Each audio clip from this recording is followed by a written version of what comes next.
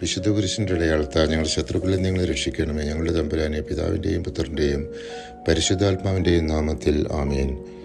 Solomon ദേവാലയവും രാജകൊട്ടാരവും വിജയകരമായി പൂർത്തിയാക്കിയതിനു ശേഷം രാത്രി കർത്താവ് അവന് പ്രത്യക്ഷനായി പറഞ്ഞു, എൻ്റെ നാമം പേറുന്ന എൻ്റെ ജനം എന്നെ അന്വേഷിക്കുകയും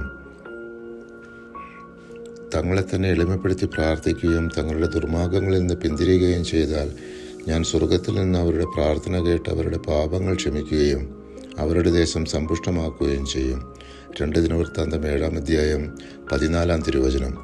സോളമൻ രാജാവിൻ്റെ ഭരണപാഠവും നീതി നൈപുണ്യവും ശേബാരാജ്ഞിയുടെ സന്ദർശനവുമെല്ലാം 1 രാജാക്കന്മാർ 9-10 അധ്യായങ്ങളിൽ നാം കണ്ടതാണ്.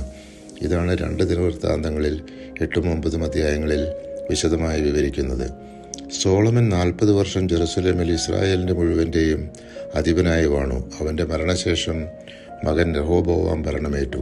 രഹോബോവാം തൻ്റെ പിതാവിൽ നിന്നും തികച്ചും വ്യത്യസ്തനായിരുന്നു. അവൻ പ്രായമായവരുടെ ഉപദേശം ത്യജിച്ച് തൻ്റെ അടിമകളുടെ അപേക്ഷ അനുസരിക്കാതെ അവരുടെ മേൽ കഠിനമായ ജോലികൾ ഏൽപ്പിച്ചു.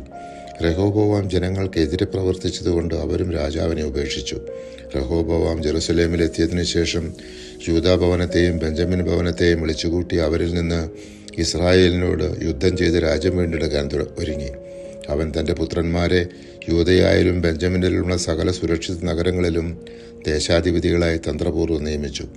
രഹോബോവാമിൻ്റെ ഭരണം സുസ്ഥിരവും സുശക്തവുമായപ്പോൾ അവനും ഇസ്രായേൽ ജനവും കർത്താവിനോട് അവിശ്വസത കാണിച്ചതിനാൽ ഈജിപ്ത് രാജാവായ ശീഷാക്ക് ലിബിയരും സുക്കിയരും എത്യോപ്യരുമായി അസംഖ്യം ആളുകളോടൊത്ത് ജെറുസലേമിനെതിരെ വന്നു.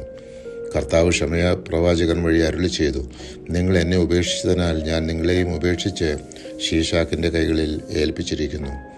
ഈജിപ്തിലെ രാജാവായ ശീഷാക്ക് ജെറുസലേമിലെത്തി ദേവാലയത്തിലെയും രാജകൊട്ടാരത്തിലെയും സകല നിക്ഷേപങ്ങളും എടുത്തുകൊണ്ടുപോയി.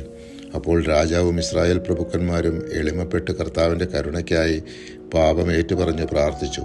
രാജാവ് എളിമപ്പെട്ടതിനാൽ സമൂലനാശത്തിനിടയാകാതെ കർത്താവിൻ്റെ ക്രോധം അവനിൽ നിന്ന് അകന്നുപോയി.